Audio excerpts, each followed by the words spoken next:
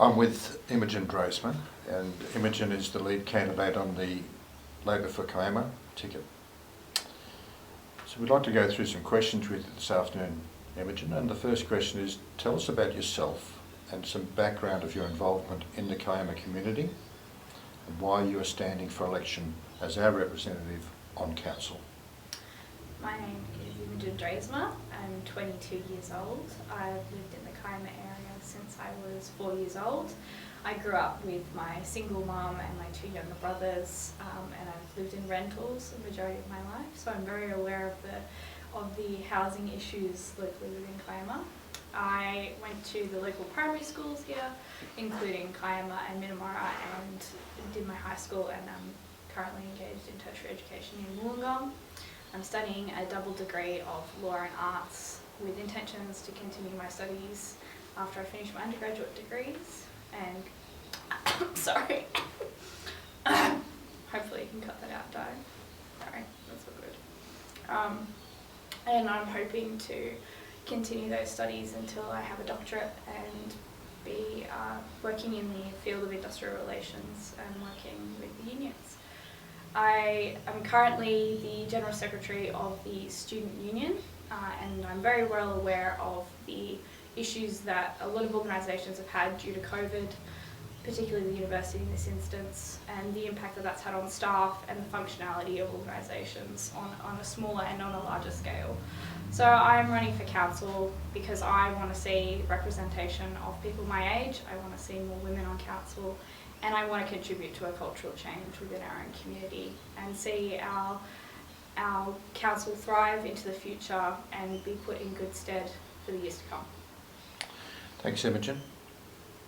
One of the biggest issues for the Kiama local government area is the tension between urban development and economic growth versus the preservation of green space and the character and heritage of Kiama. Where do you think the balance should be struck on this issue? I think the balance should be struck on the issue of infrastructure. If you're looking at any issues regarding development, we have to look at the underlying infrastructure that we have, be it sewerage or water infrastructure, electricity, roads, and anything that council can possibly contribute to. That's where the conversation starts. And there are several underlying issues within our own community, be it in Jamberoo and most recently in Bombo, about the current sewerage infrastructure. We need to address those issues first and work with the state government to ensure that we are at a point where we can begin to have conversations about the future of development in the area. We need to maintain our green space between our villages, be it between Kiama and Jamberoo, Jiroa and Gerringong, and Kiama and Gerringong. We want to ensure that that is maintained and that we build on what we already have in terms of the town centres. But I think that things such as the Bombo Quarry is a great opportunity to address the long-term requirements of Kiama Council and contributing to residents, and also in addressing other issues such as affordable housing and providing long-term economic infrastructure as well. Okay. What are the two issues that you would address as a priority if you were to be elected? So the first issue I would address is maximising our community consultation. We have a number of committees on council which are underutilised, or in some ways they can be seen as a symbolic way of ensuring that we have community consultation. I want to see that change. You'll watch any council meeting and committee meeting minutes are skimmed over, they're not discussed in depth. And we want to make sure that that doesn't continue to happen. There is a wealth of knowledge and expertise in those committees. And a number of committees haven't been functional for a very long time, including the Aboriginal Advisory Committee, Wellbeing Committee. Those are real opportunities to ensure that everyone gets a fair say and contributes to that discussion, and that we maximise the community input as well. Also want to increase the time for community consultation for development applications from 14 to 28 days. That will make a huge impact on not only those who are very well aware and adept at the process of DA applications, but also those residents who might not be aware, to contribute to those discussions and ensure that we are reflective of other councils in the surrounds that have that same 28-day period. The other issue I'd want to address is more so to do with community services and the services that council provides, ensuring that council is first class in its delivery of public access, particularly for elderly residents, and also maximising the use of our current infrastructure, our spaces, and to use them well in a time where we're financially strained, to the best of our capacity to ensure we're delivering quality services and accessibility to programs either internally or externally at council. Okay, thanks, Imogen. Kiama residents would like to see better engagement and communication between council and the community. How would you improve the transparency of council's actions and engage the community more effectively? As I touched on already, I think those community-based organisations like our precinct groups and also our committees are a great way of improving the current consultation and transparency. I think there is a long way to go in terms of fixing the culture within council, and we've already seen a shift within the workforce of council, but there also needs to be a shift in the culture of our councillors as well.